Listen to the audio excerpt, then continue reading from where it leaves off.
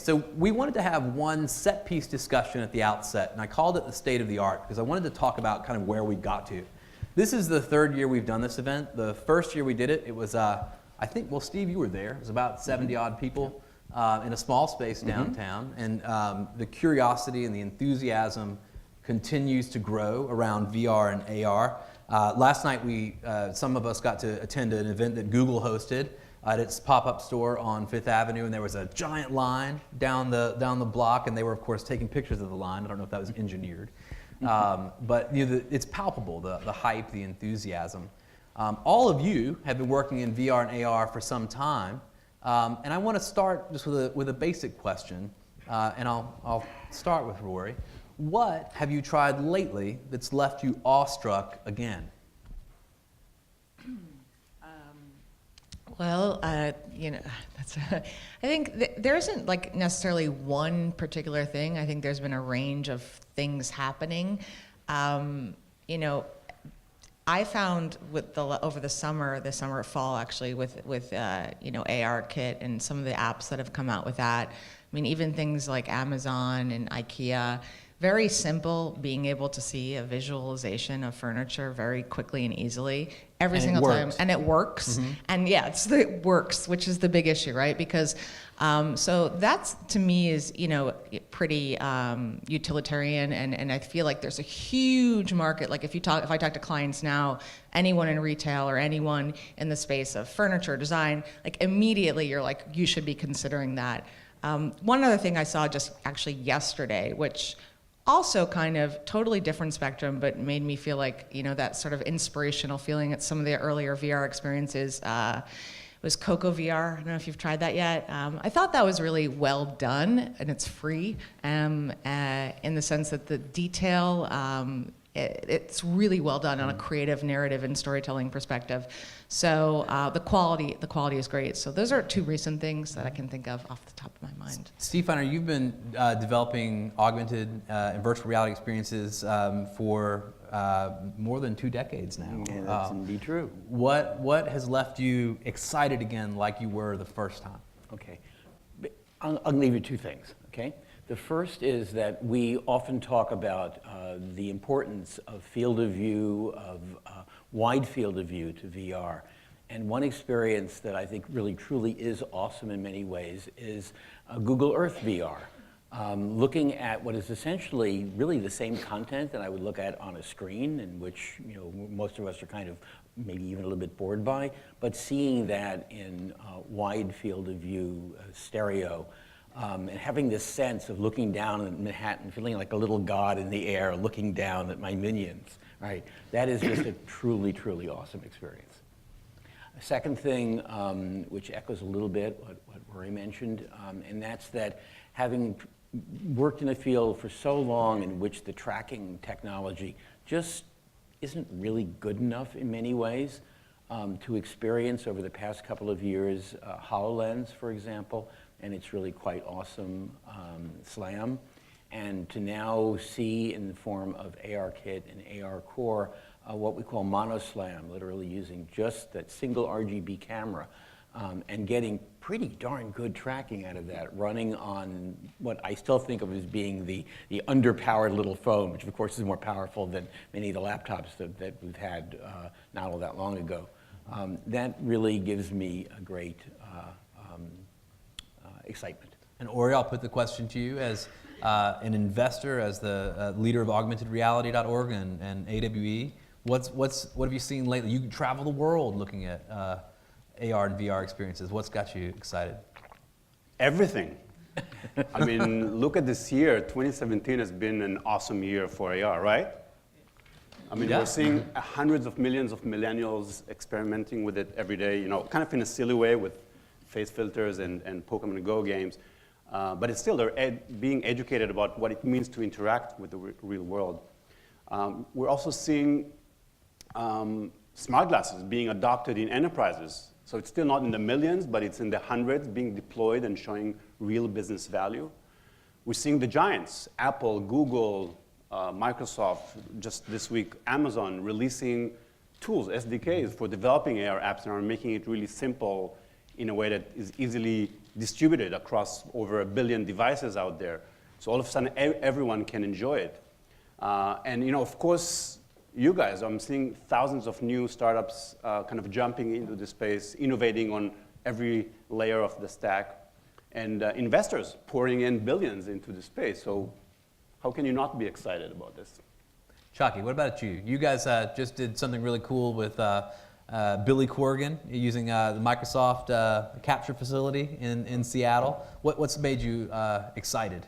And you don't have to use one of Viacom's examples, but you're welcome. No, I'm pretty critical of our own team's projects. But that is one thing I'm excited. I think for me, we're at this playground phase still, right? You get so many incoming ideas, hardware projects going on, and yet fundamentally every day I wake up, I ask what are those things that really can only be done in VR. I'll leave the AR questions to Ori for now. But so things that are impossible almost to do in real life. So for that example, Billy Corgan is, and Microsoft, right, their whole notion is to how to create these capture you as a moving holograms for their mixed reality strategy. And you think about it, right? Like for a celebrity or talent that you are a fan of, how can I still interact with that person at their peak, so to speak, right? And for that person, how can I preserve my vision of, be it entertainment, be it someone giving a TED Talk, how do I preserve that and make it 10 times more interactive than even this, right? So I think those excite me a lot. And the other thing I'm excited about would be, now you're starting to see, Professor Feiner has been working on a lot of those, but we talk about AI and work and people losing jobs and all this stuff, but at the same time, I can see in the near future, someone can be working, he might be, he or she doesn't want to travel too much, put on the headset somewhere at wherever he wants to live, or she, and be able to control a robot or train someone else. And I think those are very, very exciting things that people are talking enough today. So Yong Lu, who sits at above me at the Tandon School of Engineering at NYU, I invited you to the panel especially because you're focused on the kind of the nitty-gritty, the network level of how some of this content gets from where it's originated to the end user. What are you excited about right now? Right, so I'm a networking researcher, and as always, networking research is constantly driven by new applications. So obviously, AR and VR will be the next generation killer apps on the internet. So I'm definitely excited about that, and just to give you some example, currently we're working on like a 360-degree video streaming. So this is kind of different from the video streaming you look at from current, for example, Netflix 2D planar video. So in this case, the bandwidth requirement is actually much, much higher than the current video delivered over the web. So we're talking about for a single user, you want to get a professional quality. We're talking about maybe gigabits per second throughput, and currently don't get that at your home. So I'm also part of the NYU Arley Center. There are people looking at next generation communication technology, including millimeter wave and massive MIMO. And those technologies are promising to deliver like per user maybe gigabits per second bandwidth. So what's more than bandwidth, actually, most of the AR, VR content also have very stringent requirement on latency. So we're talking about millisecond level delivery latency, which is very, very challenging. But we're excited to work on those problems. So I want to throw it to the panel, and you all are welcome to interrupt one another and toss things in and make it a conversation.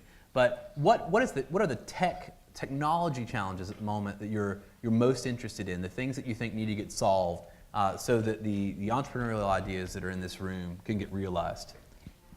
Well, I think I could answer that question and also continue what you asked before, because some of the most exciting things are also the most challenging things. From a content perspective and just the ability to develop and produce and deploy content, I think that's a big challenge because of the fragmentation of the system. But I think many devices, so many platforms, so many software. But we're seeing companies like Amazon with, I think, I forget whoever mentioned it, Sumerian, I guess, that this idea of being able to do it much easier. So for me, that's one big thing. And the other thing that I think is the sort of the interlock between VR and AR, for it to succeed, it can't just exist, right, as its own ecosystem, right? So things like artificial intelligence, or things like, even when you talk about like experiential marketing. So a big challenge is making people understand that it's not, from technology perspective and strategic perspective, it shouldn't exist in its own separate world, and it needs to interconnect with other technologies. So I'm most excited, one of the areas I didn't mention before is artificial intelligence, and how we're going to make these experiences, especially with VR, reactive, smarter, but we have a long way to go. So figuring that out is going to be a challenge, but it's also very exciting. Anybody else on that convergence of AI and AR and VR? Rori? I mean, they're inseparable, right? AR and AI and VR. So these two technologies, I think, will be indistinguishable in the near future, in the sense that one will not be able to work without the other. So maybe we'll take Chaki's volumetric capture, Billy Corgan, and he'll be animated by artificial intelligence, that kind of thing? Better than animated, I would hope. Yeah. Like right now, you look at the guy, and it's a recording, right? Mm-hmm. He has no eye contact. It's really more like a volumetric video, technically speaking. So I think in 5 years, hopefully, we'll be able to. He can download his personality and everything and interact with you, kind of like all these robotic companies that are doing. I just got my first Jibo at home. I haven't opened that yet. But like, those, to your point, I think those fields are going to blend in with some of the stuff that we're talking about. Steve? Okay. Well, those are technologies I worked in for quite a while. Some of the earliest work I did was, in fact, on trying to automatically generate imagery, pictures that would explain things. So the techniques we used back in the 90s to do that are very different than the ones that are being used right now. There's incredible excitement about the huge quantities of data that make it possible to do, for example, machine learning on incredible numbers of images, incredible numbers of models of things. And so the idea that some of the technologies that we have that are needed for AR, for example, and VR, that are needed for our ability to be able to walk around and have our systems know about the things that are out there, can also be used to go and gather the models of those things, which can then be input into learning algorithms that can learn about those things and be able to reason about them. So I think that's going to be very exciting. But Yong, there's still some bottlenecks, right? Sure, yeah. So I guess you are talking about the AI, you're talking about the machine learning, but I guess to solve some of these networking challenges, for example, we can actually we need to understand the user behavior very well. In the example of 360 video streaming in particular, we want to, for example, predict what the user is going to look at in terms of how the field of view is going to change in the whole video streaming. So for that, we're actually using some, maybe AI algorithm to help us do that. So I did want to bring up that question of user behavior, Right. Because one of the things that's definitely different now, still we have to remind ourselves, the vast majority of people have not tried virtual reality. Most people, as somebody on the panel at Google last night said, don't dismiss 360 video. Most people have never seen a 360 video, and that's true. Not the people in this room, of course, but what has changed about user behavior with these technologies? Have we seen anything that's different about the people that are using the stuff? They're using the stuff. They're using the stuff. That if you think about it, like in the early 21st century, right? The idea that someone would be walking around and assume that they were getting data, not just maybe being able to go and pick up a phone call. Even back then, remember, in the year 2000, we're still 7 years off from having iPhones, for example, of any sort. But the idea that even with an iPhone, that you'd be able to have data coming to it back 10 years ago, that wasn't quite really there yet, let alone at a reasonable price. So the fact that we now have very inexpensive data, be it coming in through 4G, be it coming in through Wi-Fi, means that people count on it. People count on having that up-to-date information, that information that knows something about where they are in the environment. And that basically, I think, is conditioning them for wanting to have a world in which you will be, as our technology matures, able to look around, for example, and listen around, and then see and hear virtual things that are relevant to the stuff that you're looking at, without having to go and reach into your pocket, pull out your phone, and hold it up like this, which I think realistically we're not going to see people doing on a regular basis. Actually, sorry, go ahead. That's one thing that, when I started building AR apps about 10 years ago, people said nobody's going to hold it in front of you like that. But look at what's happening now. But people don't do it all the time, right?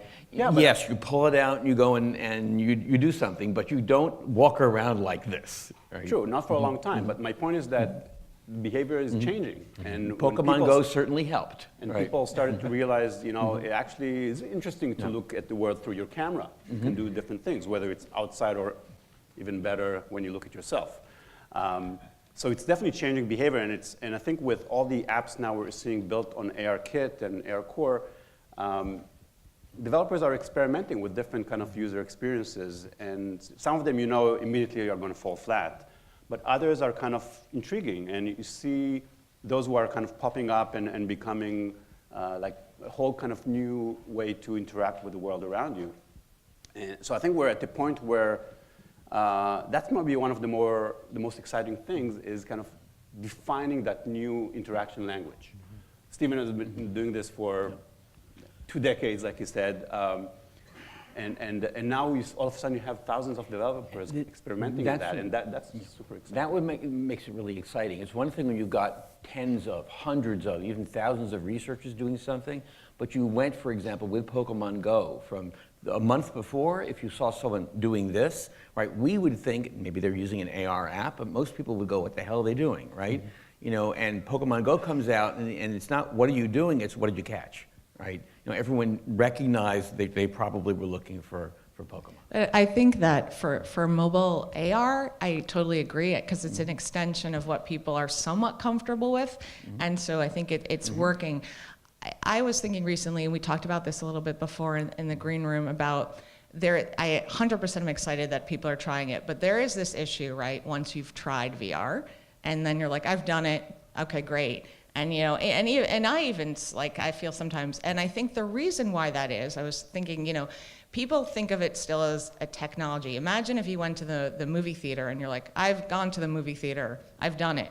You know, that's not why you go to a movie theater. You go to see the movie. Or I've read a book, I've done it. Or like, you know, so people with VR, it's still this notion of, I've tried VR, I've done it, because it's not about the content. You don't hear enough people say like, oh, have you tried Tilt Brush and created in VR? Or have you done this in VR? It's still like, have you done VR or not? And so until we get past that point, and people still think of it as a technology. And if they have a bad experience with the technology, it's like if you see a bad film, that doesn't mean every film is bad. You know what I mean? Like that is a behavior we need to change for those who are further along in the spectrum.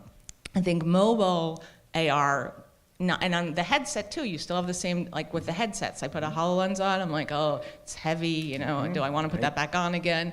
So it's the friction with putting headsets on. So if that friction comes down, the content gets better. I think you'll see user behaviors change, but those are things to be very aware of, you know. Right. So I guess in terms of 360 video streaming, and actually you don't have to wear those kind of headset. You can use your computer. You can go to like a YouTube. They have 360 video clips, and also Facebook also have it. Just use your mouse to change your view angle. And of course, the user behavior will be different if you wear this headset or use your mouse to change it. It'll be interesting to do some study there. Yeah, I think I agree. I think, you know, in some way the AR side for user behavior is gradually getting more and more mature because the phone is in our pocket all the time, to all the points that you guys have raised. And in VR, you still have this struggle, right? I mean, I have tried every single headset you can imagine. And when I have nothing to do at home, I am not thinking about grabbing something. Let's just try the Samsung for tonight to do that I'm actually struck by that. How many of you have VR, AR headsets at home, or a VR headset at home, a high-end one? Okay, so it's still, I mean, even in this audience, you know, it's a minority. A lot of people who work in this world still don't go home and think, I'm going to put on the headset tonight. They need to get better. Yeah. For all the wonderful things about the things that are available right now for like just literally a few $100s. You know, and the excitement for me is realizing that the things that you can get right now, if you're a 12-year-old, right, with some holiday money for just hundreds of dollars hooked up to a computer, that might already be good enough, right? That system is significantly better than what a researcher would have had in their lab back just a couple of years ago. And that's pretty darn impressive. That said, the field of view of a modern VR head-worn display, let's call it roughly around 100 degrees horizontal, Chelsea, typically less than that. That is a fraction of what your human field of view is. Without turning your neck, without literally looking only straight ahead, you have over 180 degrees worth of horizontal field of view with both eyes. And that's not looking from side to side, that's looking straight ahead. It's lower resolution off on the sides, but it's still there. And there are no existing consumer head-worn displays that are commercially available right now that actually give you that kind of field of view. Rori, let's just talk about for the enterprise, because you work with a lot of corporate clients that are thinking about how to apply these technologies.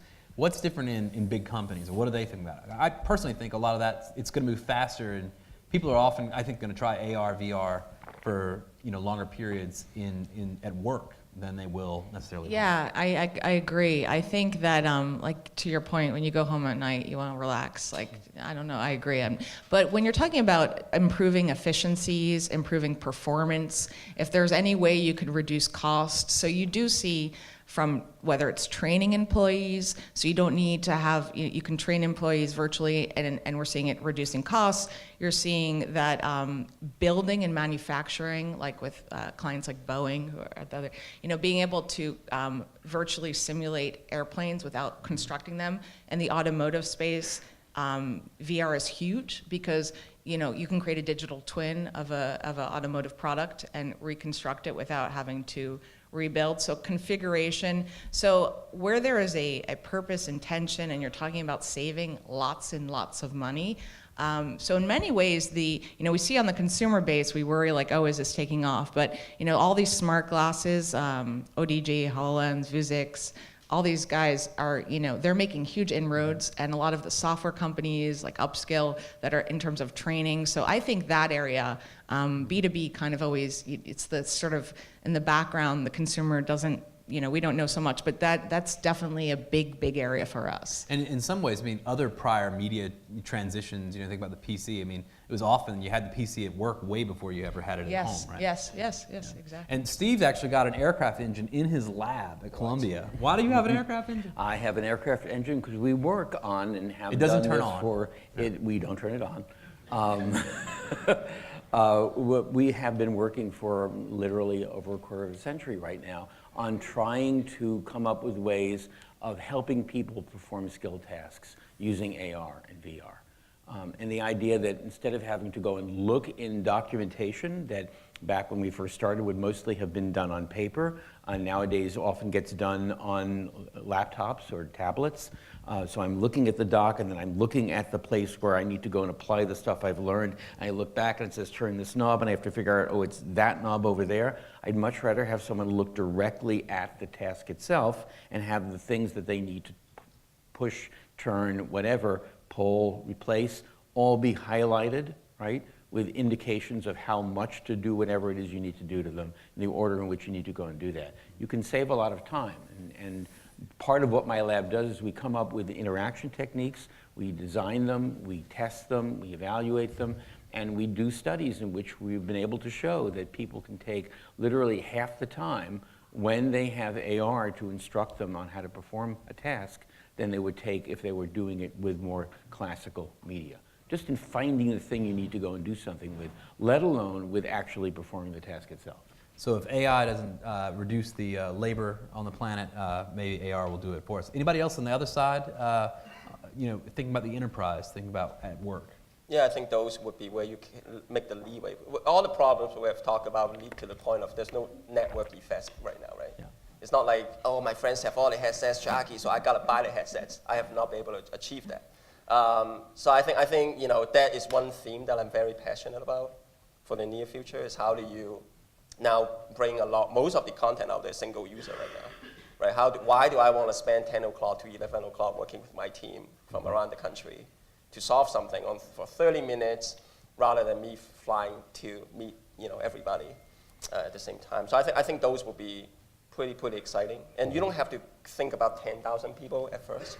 Right. It can just be like 2 people, 5 people, and figure out all the spatial coordination stuff. I've seen some multi-user prototypes, and they're not really well done, most of them. I think all that language has not been developed yet. So I think people should be The user experience. Yeah, in terms of like where should I stand if someone's talking, right? All this basic stuff. Yeah.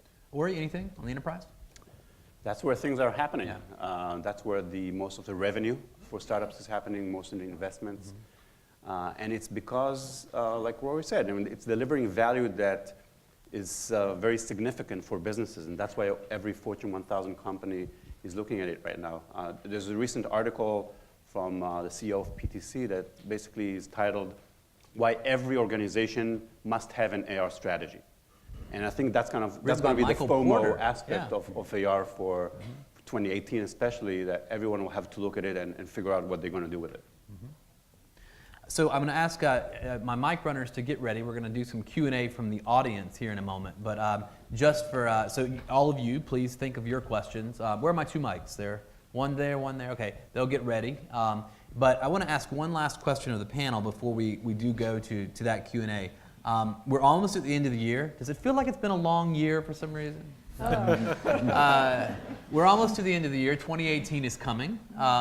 What are you excited about in 2018? What do you think? And please give me something specific. Either a technology development. A couple years at this, Ken Perlin was talking about the back half of 2018. We'd see some things happening with regard to the components in mobile phones that would really kind of enable a lot of these new experiences.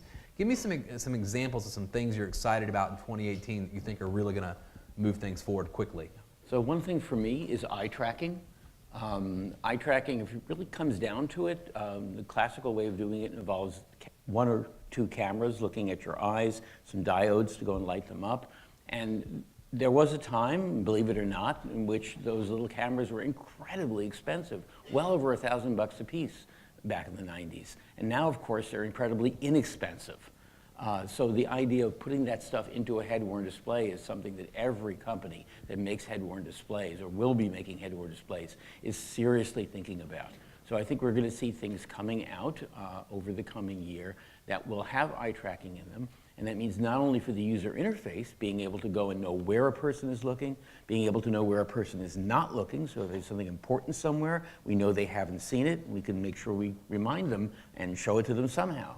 But it's also really important for what's called foveated rendering, which is your fovea, a very tiny portion of your retina, okay, is where you see detailed stuff. It's the part that needs to be exposed when you're reading, for example. And that means that if I'm looking over here, then I need to see stuff over there, but I don't need to see it at as high resolution. And if you know where a person is looking in terms of where their eyes are moving, that means you can spend more time rendering where they're looking and less time rendering at a lower level of detail where they're not looking. And what that means is that the same computer that right now gives you a certain level of performance, but gives you a much higher level of performance, and a computer that right now for VR, for example, simply isn't good enough, a GPU that is not good enough, could suddenly be good enough. And the most expensive thing, if you think about a VR system, isn't the head-worn display, isn't the head-worn display plus the tracking technology, plus the handheld controllers. They are, what, $350 for the price of the Rift, at least recently. I think it's gone up again, but it'll probably come down, we presume. Mm-hmm. It's the computer you attach it to. And if you can make that computer cost less money and be smaller and be lightweight and capable of being carried around, right, that's really big in terms of 2018 on the other side? Yeah, I think on that note, more like a business thing, right? So I'm most excited about the standalone headsets. We actually just ported one of our games on the Vive that was announced 2 weeks ago. And I mean, I feel like the biggest hurdle right now, right? The other day, I think one headline that kind of passed through my feed was, finally we have 1 million deployments of VR headsets. That was, I think, pretty much the day when Bitcoin passed $10,000 too. So everyone talked about the Bitcoin one, but not the other one. But, you know, 1 million is still a very pathetic number in many ways, right? So I think we have to get to the point where we don't need you to buy that $2,500 PC. So I think the standalone is going to be something I pay really, really serious attention to. In 2018, we should see more of that. I'm hoping. Yeah. Right. So I'm currently obsessed with something I like to call the AR cloud. And you know, with all the AR Kit, AR Core, all these apps that are coming up, it's really easy to develop those apps, but they're still not breaking through the novelty phase. And I think what's going to be required for that to happen, for AR really to become mainstream, is when AR experiences can be shared across space, time, and devices. And to enable that, you need something that, it's not new, but I think for the first time we're seeing startups and some of the giant companies out there starting to show some of the pieces of that puzzle. And so 2018, I think, is going to be the first year that we actually see some live demonstrations of that, and that's going to be really exciting. And it's really, you can look at it as three main things. One thing is a 3D point cloud of the world that is persistent. So if I have an AR experience in this room, I can come back tomorrow with a different device and experience that as well. Or someone else could do it with a different device at the same time, or maybe in a different place. So these things haven't been possible until now. Until now, most of the AR experiences are typically kind of a one person, one device in a specific place. So I think that's going to really change the whole landscape, and it's going to be a big part of 2018. Rori had a blog post on the AR cloud, so if you Google his name in AR cloud, you'll probably find that, and you can tweet it out. Everybody tweet it out. 2018. Yes, so to me, I think I would expect there will be more content, like VR, AR content delivered to the internet, especially wirelessly. So you think about like 15 years back, when we start to deliver videos to the web. Look at now, Netflix and all those companies are so popular. So that's going to happen for this new kind of type of content. And so given that, I think more and more users are going to try it out. They're going to buy the headset or just consume those content on the computer. And also ISPs and such as AT&T, Verizon, they are trying out a new kind of technology like 5G, like mobile edge computing. Those will actually accelerate the delivery speed and the latency, and that's actually what happens within US. If you look at globally, like China, Europe, ISPs and equipment vendors are doing a very innovative stuff. So I expect that's going to happen in 2018. Rori, last thought in 2018, real quick. So don't tweet this because I think I'm under NDA. I'm not supposed to really share this. Wait a minute. But I was like, I did have the opportunity to go to Florida and see. There's a company down. A company in Florida and try their wonderful magical device, which is very real, and they will be releasing it next year. And I'm really excited for that to come out because I think it's going to be a really good game changer. The dream is still alive. It is alive.